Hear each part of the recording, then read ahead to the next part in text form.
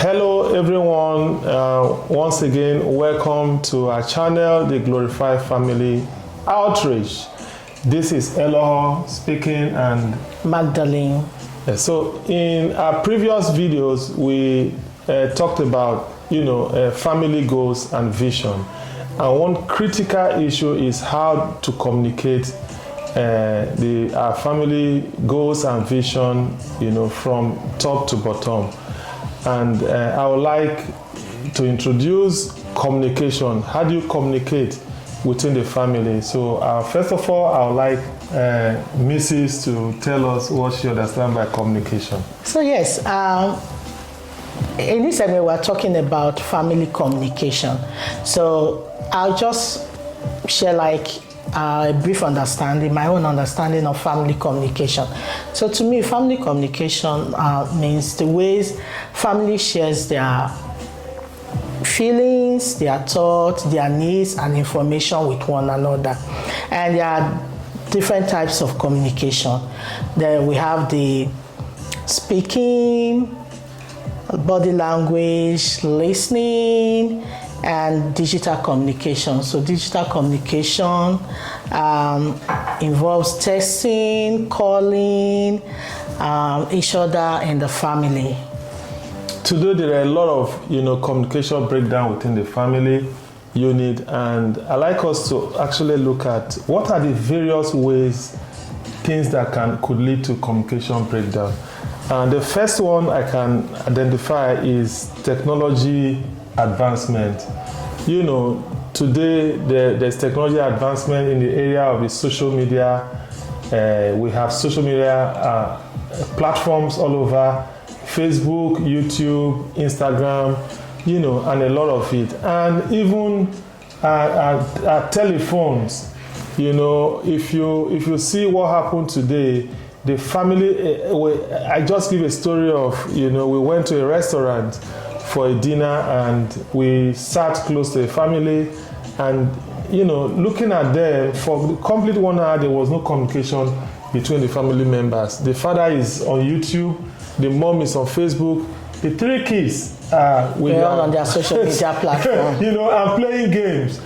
So where actually is the time for the family to talk about themselves, to talk about their even our own family also was guilty of that. Yes. We also looked at ourselves and we discovered that we are all on our devices instead of interacting. So the purpose of coming out for family get together has been already been defeated.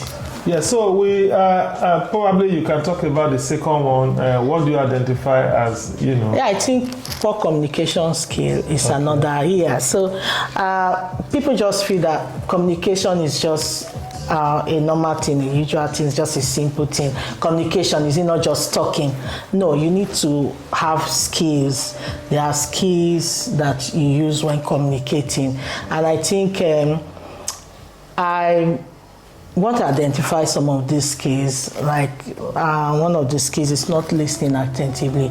If someone is talking to you and you are not paying attention, like that eye contact is not there. Someone is talking to you, maybe you're on your devices, the person may feel so neglected and already discouraged to continue with that communication. And I remember in those days. I think you do that sometimes a lot. When you are walking, yes, when you're walking, and when I come around to want to engage you in conversation, you are so engrossed in your walk. You don't take time to even raise your head to look at me. So to me, I feel this man is not listening to me. Well, and I kind of sometimes I just get a bit angry and just walk away. Well, you don't forget you are married to a CEO, a very busy man for that matter, So, but, growing up, my parents, when we come out, they look at me and they just blink their eyes. I understand, what they're talking about. But in today's world, when you look at your child, you cannot communicate using your eye contact, So there's a lot of distractions, all over the place. And one of the simple one I can actually identify as well is, busy schedule. Yes. Like I remember we used to have a neighbor in the US, and the only time the husband and wife meet is 2 a.m. at night when the woman comes back from work and she hands over the key to the husband and the husband is off. So they barely have one day in a week to actually spend together, and that is a Sunday. So there's so much going on, and this is a very critical time. We need to actually look at this. Probably in our next video we'll be talking about looking at some of the remedies to some of the factors we have raised. So what do you think about blaming and criticism? Yeah, so my wife, she uses the blame game, and most times when the kids come and say something, you say, oh, this is this, this is that. But for me, it's a time to actually bring the child to yourself, and it's a counseling time. Bring him close. Like, for instance, in social etiquette, there's something that they taught in social etiquette, and they say if you want to ask a child, for instance, to put a spoon on the table, you say, hey, don't you think putting the spoon there is good?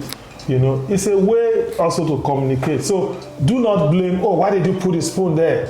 Why did you put it here? So blaming a child even when they do wrong is for me is wrong. It's a time to, I think I'm guilty of that. It's a time to bring the child close and discuss with him, why did you do that? Oh, it's a wrong thing. Next time you can do it better. So it's a time to counsel the child. If we can actually imbibe this if we can identify them in our families and look for ways to overcome them, it will improve our communication skills, especially within the family unit. Yeah, I think yelling and using harsh tone is another factor that could result to family breakdown in communication in families. Like, I know I'm guilty of that also. I yell a lot. Sometimes I really want to have a control over that, but I don't know if it's really peculiar to mothers. Mothers out there, please, if you feel yelling, using harsh tone sometimes is peculiar to mothers, probably because of the role that we play. Just feel free, put that in the comment section. I would love to see your comments on that. So I think I yell a lot. I know that, especially when I'm stressed, when I'm so a lot of activities, and maybe I'm back from work and the kids are just all over me. I kind of yell sometimes at them, yeah, I feel bad sometimes. I think the women are guilty of that, but that's where the men come in to play to bridge the gap, So most times, if you notice, when you yell, I have to come in and calm the child down. You say, oh, why are you coming? Are you supporting him? So no, but it's a time to actually, just to calm the nerves of the child and let him know. As well, I let him know that you did the wrong thing, but this is the best way to do it, But women don't see it that way. Anyway, please let the comments come in. We'd like to know your thoughts so that we can discuss it in our next video. Thank you for watching. Hit the subscription button. Don't forget to like, share, comment, and subscribe. Remember, this is the Glorified Family Outreach. Thank you. Bye.